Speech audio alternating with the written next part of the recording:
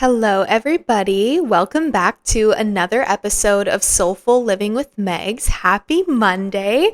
I'm so excited that we're here together for another episode and another moment of connection. It always means so much to me that we get to do this, and it's one of my favorite times to sit and record and then chat with you, and then we get to connect afterwards. It is always special to me, as I'm always going to remind you.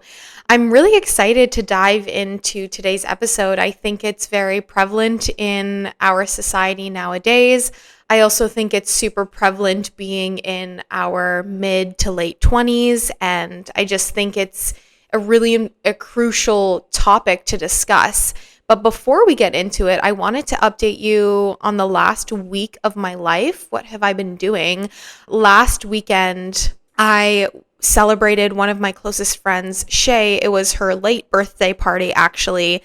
Her birthday's end of May, and we just didn't have a good weekend prior to her birthday to celebrate until this weekend. And so it was super great. I met a lot of her school friends, and it was nice to reconnect with some dance friends that I haven't seen in a bit of time, and we just had a really, really good time.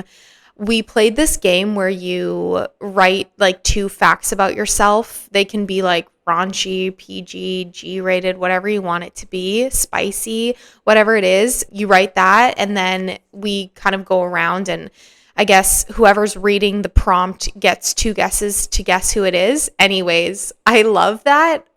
Both of my things that I put in, nobody guessed me. I'm not going to tell you guys what they are right now, but so funny. I love when people are like, oh my gosh, and then I'm playing along being like, yeah, like who would do that, you know? But they didn't guess me, so I love that. And then a bunch of them went out to the Yale after. For those of you who don't live in Vancouver, the Yale is a country club. And let me tell you, I have not been to the club since, I don't even know, my first year being here. I just can't do it anymore. I am retired from the club. That was like 18-year-old me prime time going to the club. It's just not a thing anymore. But it was funny because I never mentioned in the group chat that I was actually coming out to the club after. And like, I think it went without saying, like Shay knew there was no chance she would get me coming to the club. There was no way. And my other close friends, Brett and Han, they knew I wasn't coming out, but I didn't tell anybody else. And I was texting my friend Venny, which, by the way, Venny, you will be on the pod one day soon, hopefully, don't you worry. But I was texting with her. We were trying to figure out outfits and things like that.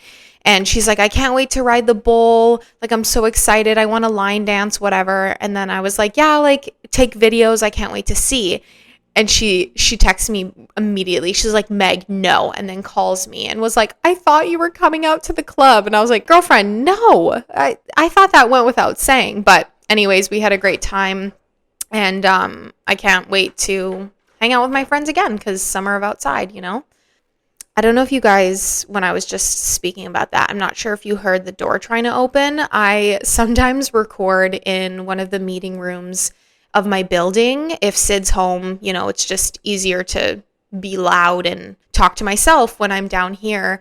But sometimes I get interrupted and somebody was trying to come in, and we have another meeting room and I think they're supposed to go in there, but love that. And anyways, love that my building manager, Sasha, he's a real one for letting me come down here. He's literally never going to listen to this, but that's okay. Always appreciate that he lets me come down here because, again, it's a nice space to record. But I'm so excited to jump into today's episode. Based on the title and what you've clicked, you kind of already know what we're diving into, but I believe it was Theodore Roosevelt who originally coined the term comparison is the thief of joy. But I actually heard this saying from my favorite podcaster, Tinks, because you guys know I'm obsessed with her and I always reference her. And I heard her say it once, and just ever since it stuck with me. Comparison is the thief of joy.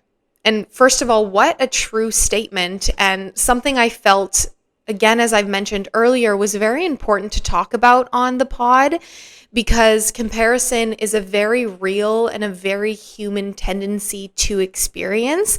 And I think it's especially prevalent to experience comparison when we're young and growing up into young adulthood.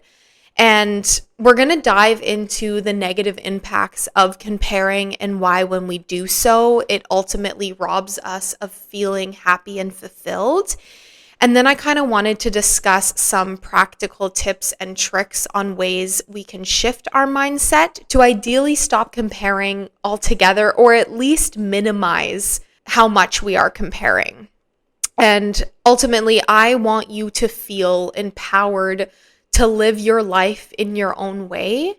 And so I hope that through these reminders and practical tips we'll discuss, that you'll want to continue leading a life of pure happiness and joy, and not one that is filled with worry and dread. As always, though, throughout today's episode, please take whatever resonates with you and kindly leave the rest out. I really want you to feel empowered and fulfilled in what you're taking in. Sorry guys, I was interrupted again. I assume they're having like a strata meeting or something like that, but I love it. Everyone's been nice though that has come into this room, and I'm like, yeah, you're in the other one. Anyways, it's inevitable that we will compare in life, whether you're scrolling on social media, watching actual highlight reels of your followers, or perhaps you witness an achievement or a promotion from somebody in your workplace, or even if you see somebody working out at your gym with what you consider to be body goals. I'm sure you've participated in some mental gymnastics in that way and thought to yourself like, wow, they have it so easy, or they have a better job, they have more money, they have a better body, a better family, a better partner, whatever else than me.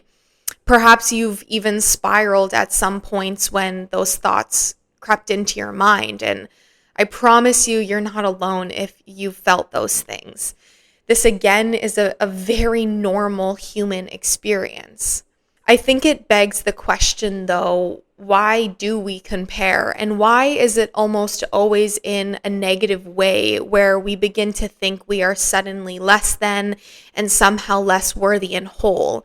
Because on one hand, I believe comparison can be fuel for you and a powerful motivational tool to creating this life you desire, if it is used in the context of evaluating where your life was, where it is now, and where you want it to be, and then becoming inspired by your own achievements and the achievements of others to help you learn and grow in your own way, or actively making small changes in your life that propel you in this desirable direction for you. But I don't think we think about it in that way a lot of the time.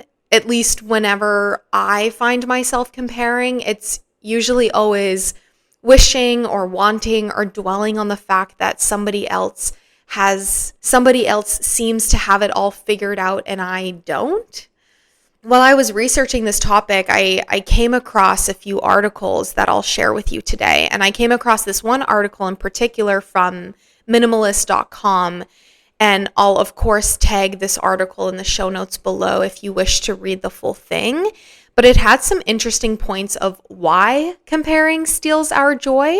And so we're going to talk through a few of the points that stuck out to me, and then we'll kind of dive into them as like my own interpretation of them, if that makes sense. So one of the things that they said was comparisons are always unfair. We typically compare the worst of what we know of ourselves to the best we presume about others. Wow. First of all, like that kind of hurts, but it's so true. Like we are so hard on ourselves and we know our flaws all too well. And the characteristics that we consider flawed within us, others probably see as quite incredible. But we take the parts that we are ashamed of the most and compare them to what we think are the best parts of another human. And this is incredibly unfair and sets us up for failure. Because, like, do you think you'd be motivated to change your life in any which way if you're taking the worst parts of yourself and comparing them against your perception of what others have? I mean, probably not. And no wonder why when we do that, we're often like down when we compare. Another point they said was comparisons rob us of precious time. We get so many seconds each day, and using even one to compare yourself or your accomplishments to another is 1 second too many. Your time is so valuable, and what you choose to do with the time you're given is crucial. The energy it takes to compare and then feeling the negative feelings associated with comparing to others' achievements while minimizing our own is, I think, too much time spent on others and not enough time spent on building the life of your dreams. I do think it is so easy to put on those rose-colored glasses and assume somebody's life is easy breezy, beautiful cover girl. But I promise you it's not. And I also want to acknowledge, like, as we dive into this topic more, you probably already know a lot of what I'm saying already because you're doing those mental gymnastics in your head of like assuming based on a social media post you see or listening from someone around you, like a happy moment they're sharing, and then you're thinking internally that they're better than you and that you don't have that, and but then you're telling yourself not everything is as it seems, and what you post on social media isn't always actually an exact representation of your real life a lot of the time, because again, it's that highlight reel. And then you're telling yourself, yeah, like I shouldn't compare, but then you do anyways, and you're in that mental spiral and it just goes on and on. And so I know that you know all this already, but I'm here to remind you that you're not somebody else, and you are you, and you truly don't know what somebody else is actually experiencing. And I think hearing those reminders is always helpful, at least for me, when like I can tell myself until I'm blue in the face, yeah, I know I should be doing this and this and this, but hearing it from somebody else is, I think, helpful at the end of the day. You are too unique to compare fairly. The article says your gifts and talents and successes and contributions and value are entirely unique to you and your purpose in the world. They can never be properly compared to anyone else. I love this point because I'm a strong believer that every single human here has a unique experience to bring into the world. And whether you've found your unique gift yet or not, I know that you have one, because there hasn't been another you on this earth before. So why are you downplaying all of your achievements, talents, and successes? You have something valuable to contribute to society, and I think that's pretty special. And wouldn't you want to spend more time focused on that and watering your own beautiful garden instead of constantly looking over the fence at someone else's? I mean, that's a cheesy example, but I think it's so true. Why wouldn't you want to just water your beautiful flowers and plants in your garden? The next point is there is no end to the possible number of comparisons. The habit can never be overcome by attaining success. There will always be something or someone else to focus on. I agree with this a lot because while I think being inspired and wanting to achieve your goals is really important, if you're solely looking at it though in the way of once I attain this thing, I will feel complete, you probably won't feel fulfilled in life. There will always be you looking for the next best thing, whatever that means for you, especially since the comparison aspect when we are participating in comparing distracts us. And so I think it's important to remember that sometimes we need to be still and be grateful for everything that we have now, because it is enough and you are enough as you are now. You really don't have to change anything. You are at your core infinitely whole and good and enough. Comparison puts focus on the wrong person. You can control one life, yours. But when we're constantly comparing ourselves to others, we waste precious energy focusing on other people's lives rather than our own. Again, I think this goes hand in hand with the watering and attending to your own garden example that I shared with you. And we know we can't control others. Like, we know this. No matter how hard we try, we actually can't change anybody else but ourselves, and we can't control what other people do. We can only control how we choose to move in this world. And so we need to put ourselves first and celebrate our own achievements first. That is the most important thing. Comparisons often result in resentment towards others and towards ourselves. I think that this is a fair statement to say, because fixating on others and wanting what they have and thinking that somebody else compared to you has a better life and that you don't will likely keep you in this state of resentment and jealousy. And while I believe jealousy is a healthy emotion to have, it's very normal and healthy to have. I think it should be used in the way of, I see this person landed this dream job that I've always wanted and always dreamed of, and this is so amazing for them, and I'm so happy for them that they have that opportunity. And I also want to put in the work or do the reps, as Mel Robbins would say, to achieve that job as well, to get that dream job, because there is room for me at the table too. I think we often forget that when somebody else achieves something that we want, we think that we suddenly don't have enough room or there isn't enough space for us to also achieve it. But again, we are so different in our own ways, and there is room for everybody, I promise you. And you're bringing your own unique experience to that table. So why not just try, and why not use, again, if you have that jealousy aspect of it pop up, that's okay. But that ultimately means, like, what can I do in my life then? Clearly, I want this too. So what can I do to proactively make changes to also achieve that? Because they're not less worthy of achieving that just because I want that thing too. We are all worthy of achieving what we really want in life. So I think that that's how we kind of have to shift our mindset toward that idea. What I think is also especially tricky in society nowadays is the fact that we have access to so many social media platforms. And I can't remember if I mentioned this before. I feel like I have. It is this powerful tool of connection, which is very positive in that regard, but it is also linked, as we know, to having these negative side effects on its users. And I came across another online article that we're going to dive into by carlton.ca, which of course I will tag the full thing that you can read if you'd like to.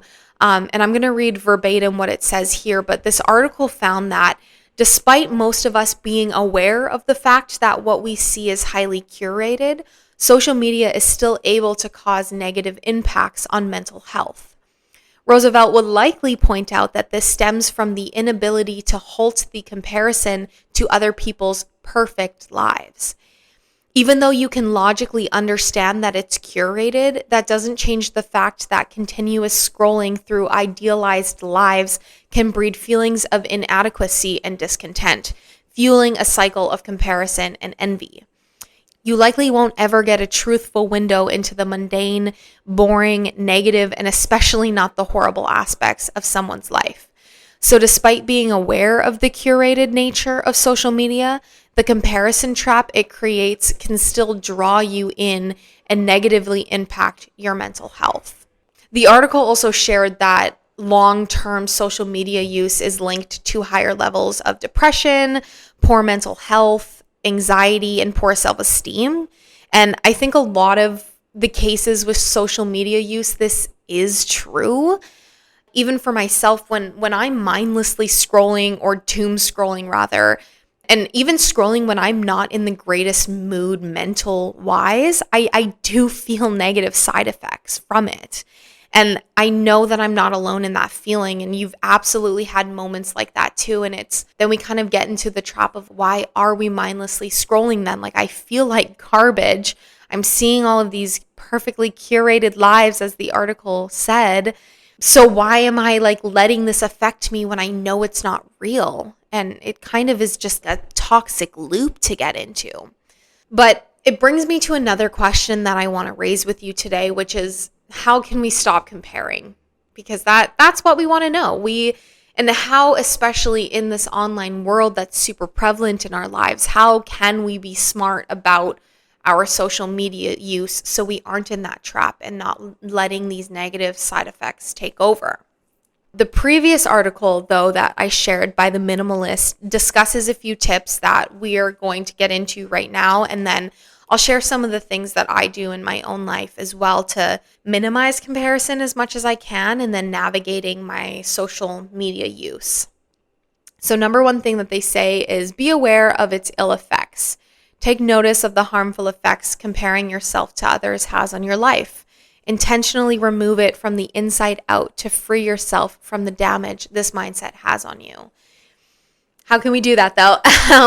Tinks actually has a really good hack for this that I love to use in cases where I am starting to compare and I know that this is having a negative impact on me in this moment. And she has this phrase that she uses of like Control Alt Delete, and I think we can totally use it in this instance. So if we're aware of these ill effects that comparison has on our mental well-being, as well as the effects that, social media ultimately plays in terms of comparison, if you're finding yourself in a negative mindset of putting yourself down because of what you believe others have achieved and you maybe haven't, or if you're actually saying maybe something unkind to yourself, either out loud or even in your head, I think pausing for a moment and using Tinks's saying of Control Alt Delete that negative thought and replacing it with either a positive thought or even a thought that we can bring into practice. So in practice, for example, this could look like having a thought of, you're at the gym, for example, and you see somebody and you're saying like, oh my gosh, this body looks amazing. Like, this person's body does not look like mine. Why doesn't my body look like hers or his, even though I've been consistent in the gym and it looks like I've made zero progress? If we Control Alt Delete that thought and shift it in our mind to their body is beautiful and it's so inspiring to see somebody else's journey and how that looks for them on the outside, and looking into my own journey, like I am so proud of this body that I was given. I'm grateful that I can push my body, that I have the ability to push my body in a way where I can start to see progress and results. And I will continue staying consistent and understand that everybody's body is different. And just because everybody's body is different than mine doesn't mean mine is less beautiful. Mine is also beautiful, and consistency over time will help me continuously achieve these results. I think kind of shifting it in a mindset like that may help. Kind of to dive into that one a little bit further, for those of you who can relate to maybe not seeing a ton of progress as much as you'd like to in the way of training your body, like I deeply understand this feeling. And I promise you, we are all self-conscious about something. But I'm here to remind you that you are always your biggest and your worst critic. And you see flaws in yourself that others would literally never consider flaws. And right now, your current body is somebody else's dream body. I 1000% guarantee you that. I'm not saying this to you in the sense of now you need to stop comparing because other people see you and want to be you as you are now. But I'm saying that these are very normal human experiences to have. But perhaps by understanding quicker that you are in a state of negativity and then being able to express gratitude for what you already possess can help shift your mindset a bit quicker. And the other day, actually, I was crying to my mom on the phone because I noticed a change in the way that my face was looking. And like I'm currently lifting heavier now, and I'm taking different supplements, and I'm not dancing as heavily as I used to 4 years ago. And so, of course, my body is going to be changing. But the reason I'm sharing this was because I was looking at my Snapchats like 4 years ago today, whatever those memories that pop up. And I got really self-conscious and really sad because the photo of my face, it just seemed in this photo a lot slimmer than what it is currently now. And I also had significantly less acne years ago because I actually was on Accutane for a year. And, so I kind of went into remission, but not really. But like comparatively to now, like I'm dealing with a lot of hormonal acne at the moment. I'm not taking any birth control in any way. So I think my hormones are totally out of whack, which I'm working with a naturopath on to try to heal from the inside out and balance these hormones. But I'm looking at this photo of, wow, my face was so much clearer back then, even though I remember back then not even being 100% satisfied with the way that my acne was. But regardless, I was talking to my mom being like, oh my gosh, my face doesn't look like that anymore. And I have all of this water retention right now. And I'm like so upset by it. And my mom was really helpful. And she told me like, Meg, you need to give yourself grace because you aren't where you were 4 years ago. And it's so true. And like in that moment that I was crying to her, I failed to realize and I failed to be reminded of the fact that right now, I feel stronger and more healthier now than I did all those years ago. And yes, like I currently have more water retention because of this heavy lifting that I'm doing right now, but it doesn't take away from the human that I am. And also our bodies are constantly changing and growing. And like the fact that I'm still alive and the fact that I can feed and fuel my body with food and I can walk and I can lift weights and I can train in the way that I do, that's what's important, And of course, I was comparing against my own face as to what it looked like years ago. But of course, then I'm thinking in my mind, all these other people have a more ideal, clearer face than I do. My acne is way worse than this person's, or they just have this glass-like skin. I was completely foregoing the progress that I had made and also forgetting what was really most important in the moment was that I am feeling strong and healthy, and that's what matters. And so I'm sharing this with you to remind you that you're not alone in that, but I understand that it's so easy to get to a point where you are comparing yourself against somebody else because you're idealizing like that version of them and then picking out your flaws about yourself. Anyways, the second thing that we can do, as this article says, is to see your own successes. Whether you are a writer, musician, doctor, landscaper, mother, or student, you have a unique perspective backed by unique experiences and unique gifts. You have the capacity to love, serve, and contribute. You have everything you need to accomplish good in your little section of the world. With that opportunity squarely in front of you, become intimately aware of your past successes and find motivation in them to pursue more. I love this one so much because we often downplay our own successes and achievements because we are so consumed at times in thinking of others and what others are thinking about and how they achieved it. And again, with the energy thing that we talked about earlier, it takes so much energy. So spending time to reflect and acknowledge your own successes will allow you to be more grateful and content in the fact that you also achieve amazing and incredible things. I promise you do. Desire the greater things in life. Some of the greatest treasures in this world are hidden from sight. Love, humility, empathy, selflessness, generosity. Among these higher pursuits, there is no measurement. Desire them above everything else and remove yourself entirely from society's definition of success. I love this one. Focusing on what really matters in life, you guys, such as those points that I had just read to you, I think will truly remind you that surface level things like looks, qualifications, accolades really don't matter. What matters is how uplifted and joyous you feel when you're surrounded by the people that you love. What matters is laughing so hard with the people in your life that you start snorting because you're laughing so hard. What matters is the warm feeling you get inside when you help others just because there is no limit to your love. You can just keep giving and it doesn't have to stop there. What matters is tuning into the natural sounds of the world around you. The birds chirping, the sound of the wind in the trees, children laughing as they play at the park, the sound of your favorite music playing. What matters is the genuine love that you are surrounded by when you are so old and so gray and you are surrounded by the most amazing family in your life. I think that's what matters. Practice gratitude. Gratitude always forces us to recognize the good things we already have in our world.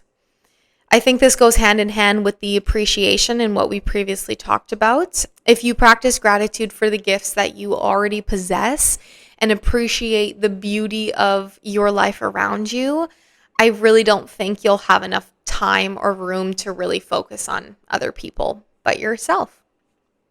Remind yourself nobody is perfect. While focusing on the negatives is rarely as helpful as focusing on the positives, there is important space to be found remembering that nobody is perfect and nobody is living a painless life. Triumph requires an obstacle to be overcome, and everybody is suffering in their own way, whether you are close enough to know it or not. So true. And let me tell you guys, as Hannah Montana says, nobody's perfect. That I think that's what's so special about life, and nothing and no one is perfect, and we really don't need perfection. I think perfection is boring, and being who you are as you are, the uniquely beautiful you is what matters and what is most important. And actually, sidebar on that, uniquely beautiful is a phrase that my best friend Nat calls me a lot. And it was funny because the first time she said it, I think she mentioned that she was looking at my Instagram or something like that, or I'm not really sure, photos of us. And she was telling me over FaceTime, like, Meg, like, you are uniquely beautiful. I don't really know anybody that looks like you. And I was laughing at it because at first I'm like, is that a compliment? I'm uniquely beautiful. But I love it. And it's so true because I am me and I can be my vibrant, bubbly, energetic self, and I don't have to change that when I'm around the people I love. And it's just such a good reminder that even in those moments, I am not perfect and I don't need to be because I am this uniquely beautiful human. And I want you guys to remember that you are so uniquely beautiful as you are. Another practical tip is take a walk. Next time you find yourself comparing yourself to others, get up and change your surroundings. Go for a walk, even if only to the other side of the room. Allow the change of your surroundings to prompt change in your thinking. I love this one, and it's something that I totally do all the time. And I think it goes well with the social media aspect too. Take a walk and take a break from scrolling. Spend time with your friends, with your family, learning a new activity, reading a book, journaling, anything that gets you moving, and also something that you find genuine joy in exploring. And these are practices that I do constantly. I love to take breaks from scrolling. And if I find myself getting into this doom scrolling and then starting to compare of, oh, I want that and I don't have that, I will put my phone down and I will do these mindful activities that brings me genuine joy and that I love to experience. Another tip is to find inspiration without comparison. Ask questions of the people you admire or read biographies as inspiration. But if comparison is a consistent tendency in your life, notice which attitudes prompt positive change and which result in negative influence. This one is really cool, and I love this one too because it kind of goes with what I was saying of if you evaluate where your life was, where it is now, and where you want it to be, surrounding yourself with like-minded people of I want to achieve this certain thing, so I will surround myself with people who will help uplift me and support me, and also people I can learn from in a very positive and healthy way. I think that that's amazing. And I think that is the inspiration tool that we have to think about. It's like you are gaining so much knowledge in an area that you wish to pursue more. And by having these people where they're leading by example and you can kind of turn to what they've gone through in life and learning about how they overcame something, like I think it helps put you on a path of, okay, now I can actively make a change in my life, or where do I want to go and how can I use their tools to even help me in my own unique way. The last tip that I have that I read through this article was compare with yourself. We ought to strive to be the best possible versions of ourselves, not only for our own selves, but for the benefit and contribution we can offer to others. Work hard to take care of yourself physically, emotionally, and spiritually. Commit to growing a little bit each day, and learn to celebrate the little advancements you are making without comparing them to others. Ultimately, life is you versus you, truly, and taking care of yourself is so vital. And when we're way, way older than we are now, it's not going to matter what so-and-so looked like or achieved when they were 25. What is going to matter is how you feel about yourself and what you did throughout your life and what you do now as you're older to fill your own cup. So please put yourself first. Please take care of yourself. Please continue to lead a life of commitment to you because you want to better yourself. Because focusing on you, watering your own garden, being who you are as you are, and then wanting to grow beyond that is so crucial. That was a lot, you guys. We unpacked a lot in today's episode, and I really want something for you to take away and something for you to remember as we close out here is that your life is already so colorful and so vibrant. You have truly overcame so many obstacles already, and you will continue to overcome many more in this lifetime. And that's something to celebrate. You've grown so much, and you're continuing to grow and create an even better life for yourself. I really want you to be kind to yourself. Be kinder to yourself than you are now, please. Please water the plants in your own garden because I promise you, if you focus on you, you will be reminded each and every day how powerful you truly are. You are so powerful and so capable of more than you think. I want you to remember that you are so uniquely you, and nobody is you in this world, and you have so much to contribute to society. Please remember that the next time you find yourself in this state of comparison, because I do think, as we've discussed throughout this entire episode, this is so normal to feel, and you are not alone in it. Guys, what a great time together. I love our time together, truly, and I can't wait to continue on this journey with you. I am so happy that we are here every single week that we get to do this, and thank you for allowing me to share what I have to say, knowing that it's also not perfect, because let me tell you, I listen back to my episodes sometimes and I'm even comparing it to oh, this didn't sound as great as I could have stated, or I wanted it to be this and then it turned out to be something else, or, the normal things. But this journey keeps reminding me that I am not perfect, and that's totally okay, and that I'm just going to keep learning and growing as the time goes on, and it can only go up from here. I truly believe that, and that's something in so many aspects of our lives. It will continue to get better. I am a full believer in that, and it's so cool that we get to live on this earth together at the exact same time. I'm so grateful for it. But thank you guys so much if you made it to the end of the episode today.